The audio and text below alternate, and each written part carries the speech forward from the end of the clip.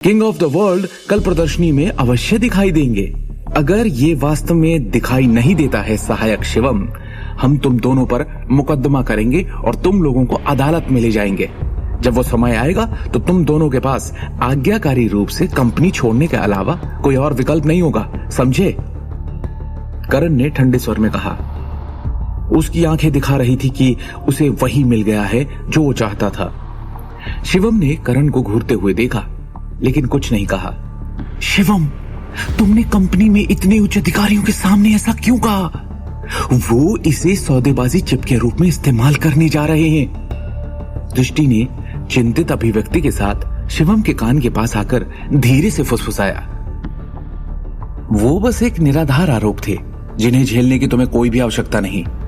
इन्हें जो भी कहना है कहने दो, चुपचाप सुनो और मैं जो करूंगा उस पर ध्यान दो।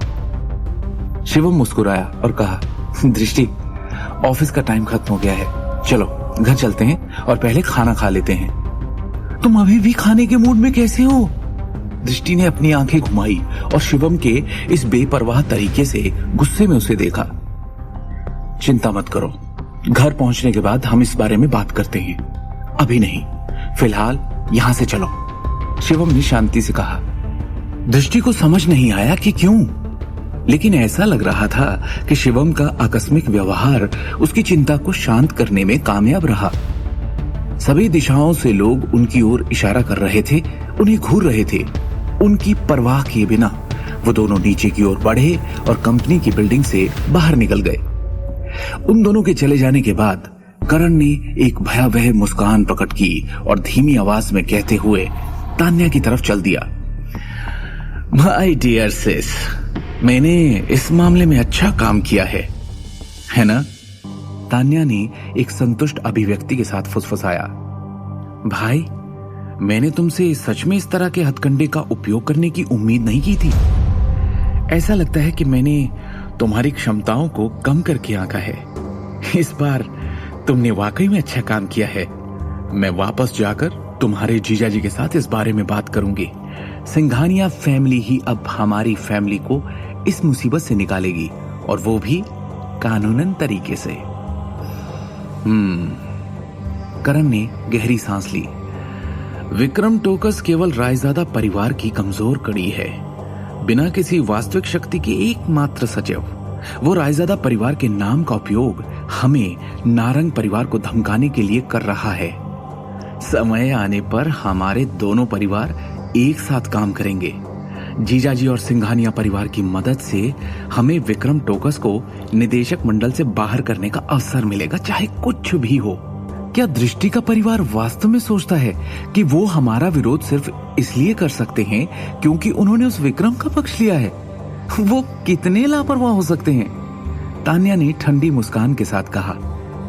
इस बार दृष्टि और शिवम ने वास्तव में लाखों की एक परियोजना को गड़बड़ कर दिया है। यहां तक कि विक्रम के कंपनी के अध्यक्ष के रूप में उनके पास स्थिति को कवर करने में उनकी मदद करने का कोई कारण नहीं होगा। इसी तरह हम उन्हें कल तक कंपनी से बाहर करने में सक्षम होंगे। 20 मिनट बाद शिवम और दृष्टि छतरपुर जिले में लौट आए। जैसे ही शिवम ने प्रवेश किया, घर के दोनों बुजुर्ग सोफे से उठे और घबराकर पूछा, शिवम, उन गहनों का क्या हुआ जिनके लिए दृष्टि जिम्मेदार थी? तुमने इस पर अधिक ध्यान क्यों नहीं दिया? जेवरों के गायब होने की खबर पहले ही पाकर दोनों बुजुर्ग चिंता की घड़ी में सवाल जवाब करने लगे। निश्चित रूप से उनकी बेटी के लिए कंपनी में ऊपर उठने का ऐसा अवसर प्राप्त करना आसान नहीं था। अगर इस बात के कारण उनका जीवन बर्बाद हो गया तो वो जीवन भर पछताएंगे। शिवम उन्हें गंभीरता से देखता रहा और सोचने लगा कि अब क्या करे। अब क्या करेगा शिवम? उसने जो वादा किया है कि कल प्रदर्शनी में किंग ऑफ द वर्ल्ड होगा, उसे वो पूरा कर पाएगा?